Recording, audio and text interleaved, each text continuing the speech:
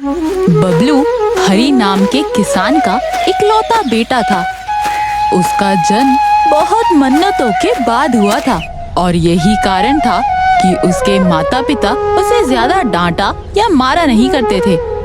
हालांकि बबलू की माँ उसकी उल्टी सीधी हरकतों से अक्सर उससे नाराज हो जाया करती थी, लेकिन उनकी कोशिश रहती थी कि वो उसे मारे नहीं। ज्यादा डांट और मार ना पड़ने का नतीजा ये था कि बबलू अपने पिता के द्वारा की गई आम की खेती में से हमेशा ढेरों आम बिना किसी को बताए कभी भी यहाँ तो कभी वहाँ छुपा कर रख दिया करता था। और तो और एक बड़ी संख्या में वो इन आमों को अपने दोस्तों में इसलिए बांट दिया करता था ताकि वो उसका काम कर सके। एक दिन मौसम खराब होने के कारण हरी को आमों का बहुत नुकसान हुआ। इस समय हरी के लिए एक आम भी बहुत कीमती थी। इस बार ये बेमौसम बरसात और ओलों की वजह से बहुत नुकसान हुआ है लक्ष्मी। पता नहीं इस बार गुजारा कैसे होगा। सब ठीक हो जाएगा जी। इस बार थोड़ी कम आमदनी में गुजारा कर लेंगे और अगर फिर भी कुछ कम हुआ तो मैंने कुछ पैसे जोड़ कर रखे थे, वो काम आ जाएंगे। लक्ष्मी रसोई के बर्तन में से कुछ पैसे लाकर हरी को देती है। हरी उन पैसों को लेकर अपने माथे से लगाता है। बाहर से बहुत बारिश और बिजली की आवाज सुनाई दे रही थी। बबलू दूर खिड़की पर बैठा अपने माता पिता की बात को सुनता है और फिर मुस्कुराकर अपने पीछे रखे एक बर्तन की तरफ देखता है।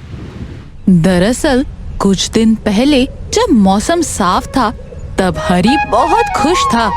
हे प्रभु, बस यूं ही अपनी कृपा बनाए रखना। इस बार की कमाई अच्छी हो जाए तो बबलू की आगे की पढ़ाई के लिए एक बहुत अच्छे स्कूल में बात की है, वहाँ इसको भर्ती करवा दूंगा। बस आप अपना आशीर्वाद यूं ही बनाए रखना प्रभु। बबलू अपने पिता की ये बात सुन लेता है और आम के बगीचे से बहुत सारे आम तोड़कर अपने दोस्तों को बांट देता है। राजू, पिंकी और कृष्णा, अब आम का मौसम है। हमारे बगीचे में बहुत ही मीठे और रसीले आम हैं। आज तो मैं तुम लोगों को यूं ही ये आम दे रहा हूँ, मगर कल से तुम्हें पता है ना, तुम सबको इसकी कीमत देनी होगी। कैसी कीमत बबलू? मेरे मम्मी पापा मुझे आम खरीदने के लिए कभी पैसे नहीं देंगे। तुम हंस क्यों रहे हो राजू? क्या तुम्हें तुम्हारे मम्मी पापा इतने सारे पैसे दे देंगे? अरे पागल, बबलू का कहने का मतलब है ये कल से हमें इतने ही आम देगा जितना हम इसका होमवर्क करके देंगे। ओह, तुम्हारा मतलब है गर्मियों की छुट्टियों में मिला होमवर्क? हाँ पिंकी, अब तुम समझी। और गर्मियों की छुट्टियों में मिला होमवर्क समझती हो ना कितना होता है? वो तो बहुत सारा होता है। हाँ, वो बहुत सारा होता है जिसे मैं अकेले नहीं कर सकता, तो मैं ये काम अपने दोस्तों को दे रहा हूँ और बदले में मैं उन्हें ढेरों मीठे और रसीले आम देता हूँ। तो क्या तुम्हारे पिताजी तुम्हें ऐसा करने के लिए मना नहीं करते? उनका तो बहुत नुकसान हो जाता होगा ना? इतने सारे आम निकलते हैं, अगर मैं कुछ लेकर तुम लोगों से अपना काम करवा लेता हूँ तो इसमें गलत क्या है? और इतने से में किसी का कोई नुकसान नहीं होता, समझी? अब ये सब छोड़ो, अभी तुम लोग जाओ, मेरे पिताजी अब आते ही होंगे। सभी लोग वहाँ से चले जाते हैं। बबलू के पास बहुत सारे आम बचे थे जिन्हें वो छुपाकर एक डिब्बे में रख देता है। अगले दिन से बबलू के दोस्त रोज उसके पास आने लगते हैं और वो रोज अपनी गर्मियों की छुट्टियों का होमवर्क करवा कर उन्हें अपने पिता से छुपकर आम देता है। एक दिन बहुत आंधी तूफान होने की वजह से बबलू का कोई दोस्त नहीं आता। सभी लोग इधर उधर भागते हैं। बबलू मायूस होकर खिड़की पर बैठा अपने दोस्तों का इंतजार करता है। तभी उसके पिताजी आते हैं जो कि बहुत परेशान दिख रहे हैं। आज का दिन हम देखते हैं बबलू खिड़की के पास से उठकर उस बर्तन की तरफ जाता है और उसे खोलता है। बर्तन को खोलते ही बबलू को बहुत जोर से बदबू आती है। बबलू देखता है बर्तन में रखे आम सड़ गए हैं और अब वो किसी काम के नहीं रहे। तभी उसे पिंकी की बात याद आती है और उसे बहुत दुख होता है। ये मैंने क्या कर दिया? पिंकी सही कहती थी, ऐसे तो मैंने अपने पिताजी का बहुत नुकसान कर दिया। काश मैं इस तरह से उनसे आम छुपाकर दोस्तों को नहीं देता। काश मैं इस तरह से आम को जगह जगह नहीं छुपाता। आज अगर मैंने ऐसे नहीं किया होता तो शायद उनके पास इतनी बड़ी समस्या नहीं आती। कितने सारे आम मैंने अपने स्वाद के लिए अपने दोस्तों को दे दिए। पिताजी को ना पता चले इसलिए यहाँ कुछ आमों को छुपा कर रखता था ताकि दोस्तों को दे सकूं। लेकिन आज जब मेरे पिताजी को उन आमों की इतनी जरूरत है तो मैं कुछ भी नहीं दे सकता उनको। आज के बाद मैं ऐसी गलती कभी नहीं दोहराऊंगा।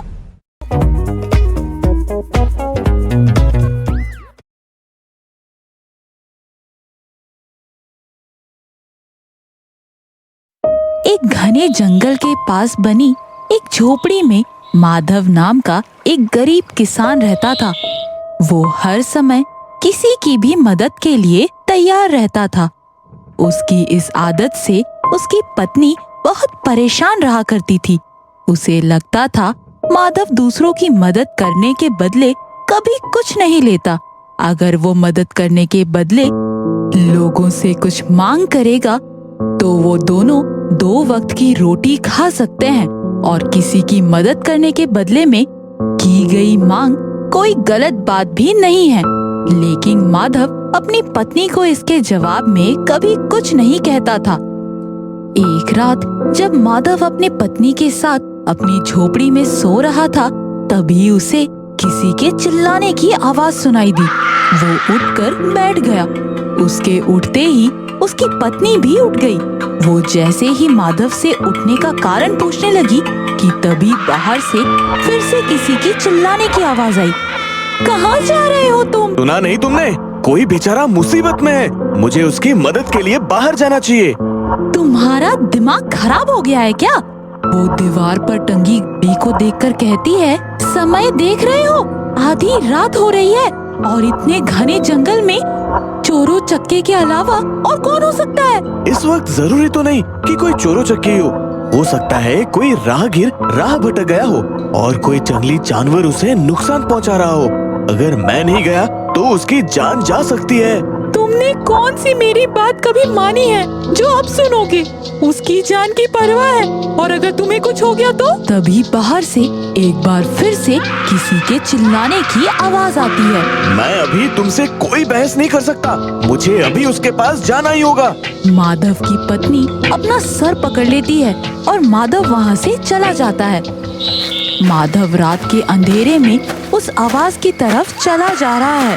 उसे रह रहकर किसी के चिल्लाने की आवाजें सुनाई दे रही हैं।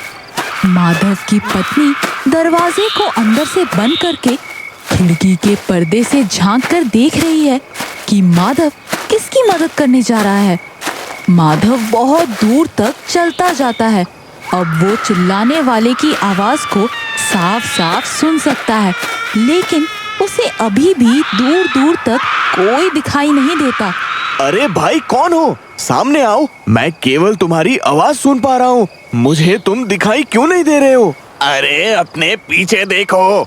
माधव पलटकर पीछे देखता है, लेकिन उसे कोई नहीं दिखाई देता। मैं अभी भी तुम्हें नहीं देख पा रहा हूँ। कौन हो? कहाँ हो तुम? इतना कहकर माधव थोड़ा आगे चलने लगता है। नहीं नहीं, आगे मत आओ।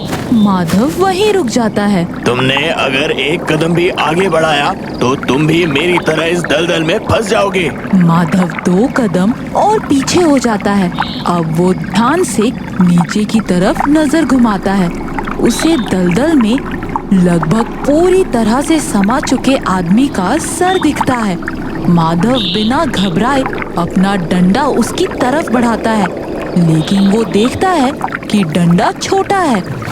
तो वो फटाफट इधर उधर भागकर किसी चीज की तलाश करता है, लेकिन उसे कुछ नहीं मिलता। वो बिना कुछ सोचे समझे तपाक से एक पेड़ की टहनी पर चढ़ जाता है। वो इस तरह से एक से दूसरे की तरफ और दूसरे से तीसरे की तरफ और तीसरे से चौथे पेड़ तक पहुंचकर उस डूबते आदमी को अपना हाथ बढ़ाकर उसे बचा लेता है। माधव और वो कीचड़ से लथपथ आदमी जंगल के पास वाले खेत में पहुंचते हैं। वहां माधव उस आदमी को पानी से नहलाता है और फिर वो दोनों माधव के घर पहुंचते हैं। माधव की पत्नी, जो कि अभी भी पर्दे के पीछे से माधव और उस आदमी को देख रही थी, अब दरवाजा खोलती है। माधव अंदर जाते ही तुरंत उस आदमी को अपने कपड़े बदलने के लिए देता है और अपनी पत्नी से उसे कुछ खिलाने पिलाने के लिए कहता है। माधव की पत्नी रसोई में देखती है, सब बर्तन खाली पड़े हैं, उनके पास खाने के लिए कुछ नहीं बचा है।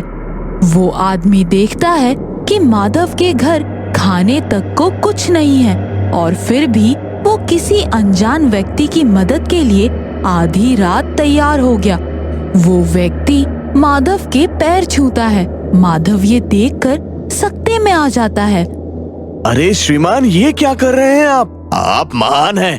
आप मुझे नहीं जानते, लेकिन फिर भी मेरी जान बचाई। आपने जंगल से लेकर आपके घर जाने तक मुझसे एक सवाल नहीं किया, जानना नहीं चाहा मैं कौन हूँ, कहाँ से आया हूँ और इतनी रात अंधेरे जंगल में क्या कर रहा था। आपको बस परवाह थी एक जिंदगी की, कि बस किसी तरह वो बच जाए। आप सचमुच बहुत महान हैं। इसमें मैंने कुछ नहीं किया श्रीमान, आपको जिंदगी मिली है और जीने का अधिकार भी। जब तक नसीब में है, हमसे हमारी जिंदगी कोई नहीं छीन सकता। ये बात सुनकर उस व्यक्ति की आंखों में आंसू आ गए और वो बोला, मैं एक साहूकार हूँ और मेरा नाम बसंत है। मैं बहुत ही धनवान परिवार से हूँ, लेकिन मैंने कभी जीवन को इतना मूल्यवान नहीं समझा जितना आज समझ पाया हूँ। मैं एक निर्धन व्यक्ति की बेटी की शादी से अपना बकाया वसूल कर लौट रहा था। राज्य मार्ग पर किसी गंभीर दुर्घटना का पता चला तो मैंने सोचा मैं जंगल के रास्ते चला जाता हूँ। मैंने जैसे ही अपनी गाड़ी को जंगल की तरफ घुमाया, मेरी गाड़ी पंचर हो गई। अब इतनी रात कोई साधन तो मिला नहीं, तो मैंने सोचा पैदल ही चला जाए। और तभी रास्ते में मुझे बाघ की आवाज सुनाई दी और मैं बेलगाम इधर उधर भागता रहा। बाघ को बिना देखे इतना डर, सोच रहा था अगर वो सामने आ गया तो। बस इसी उलझन में जाने कब दलदल में जा गिरा। वहाँ मुझे मेरे कर्मों का ध्यान आया। लगा मैंने हमेशा सबका दिल दुखाया है और मेरा अंत ऐसा ही होना चाहिए। मगर दिल और दिमाग की इस लड़ाई में मेरा दिमाग और जोर जोर से चिल्लाने लगा और आप आ गए। मैंने कभी किसी का एक आना भी माफ नहीं किया, लेकिन आज मैं अपनी सारी संपत्ति आपके नाम करता हूँ और अब मैं ये मनुष्य जीवन को केवल धन के लिए व्यर्थ नहीं कर सकता। इतना सुन माधव और उसकी पत्नी की आंखों में आंसू आ गए और वो व्यक्ति वहाँ से चला गया। दोस्तों, इस कहानी से हमें ये शिक्षा मिलती है कि हमारी जिंदगी मूल्यवान है। इसे केवल धन के लिए व्यर्थ करना समझदारी नहीं। हमें हमेशा निस्वार्थ भावना से लोगों की मदद करनी चाहिए। क्या पता किसी की जिंदगी आपकी एक मदद से क्या मोड़ ले ले।